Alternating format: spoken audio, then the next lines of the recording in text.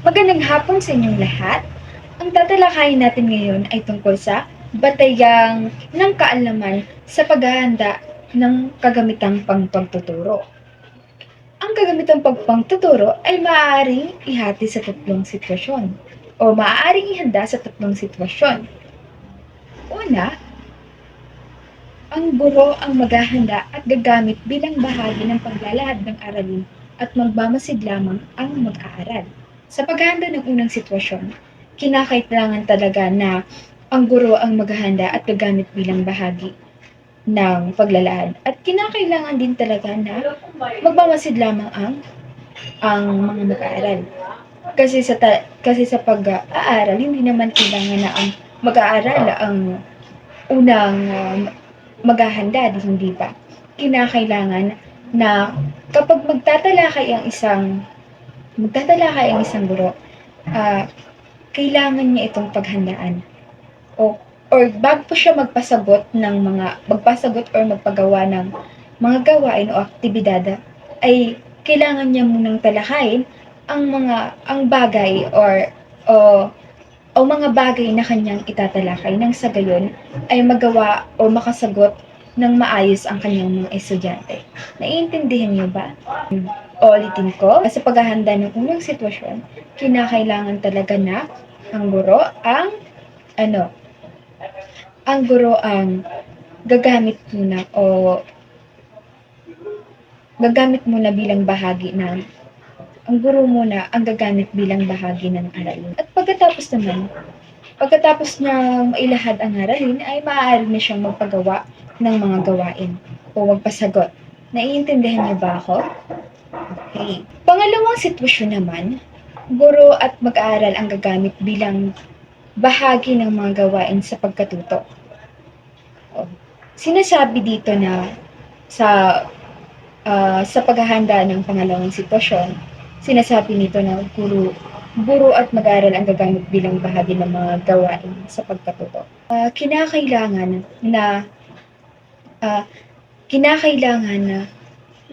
habang nagtuturo ang isang guro, kailangan niyang magpasagot.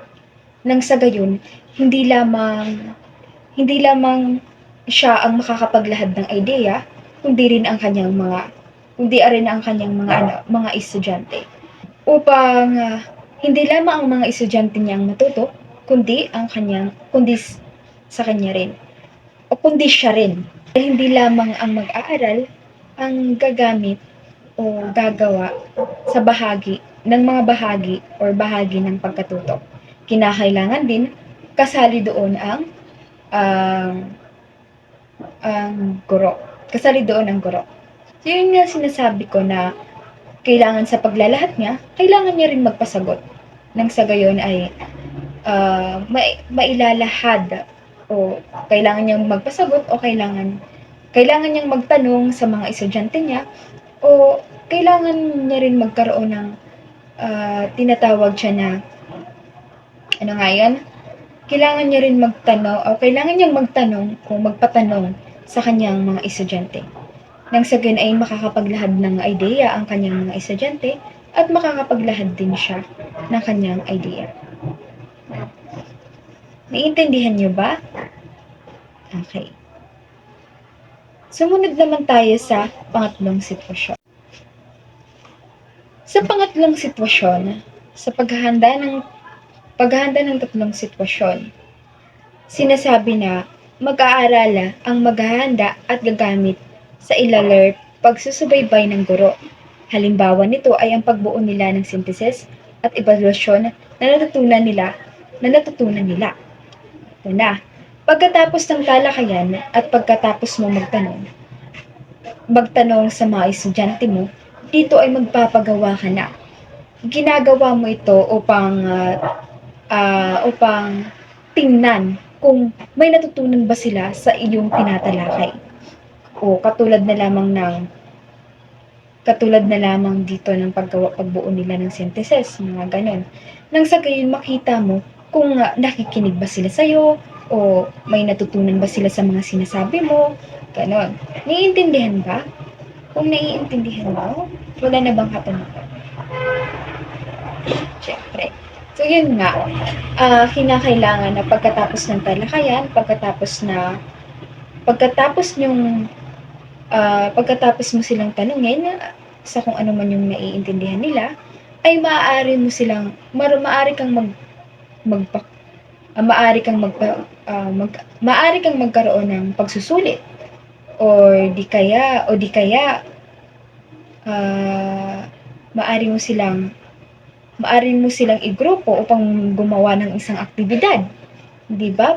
Nang sa gayon makita mo kung natutunan ba nila ang iyong tinatalakay. Siyempre, kinakailangan sa pagpapagawa mo yun sa kanila, kailangan mo pa rin silang subaybayan. Dahil baka siguro may mga pagkakataon na hindi nila maintindihan at ipapaintindi mo yun sa kanila kung ano man yung hindi nila naintindihan. Naiintindihan ba? Kung naiintindihan, yun lamang po at yun lamang po at sana may matutunan kayo sa tinalakay ko ngayong hapon.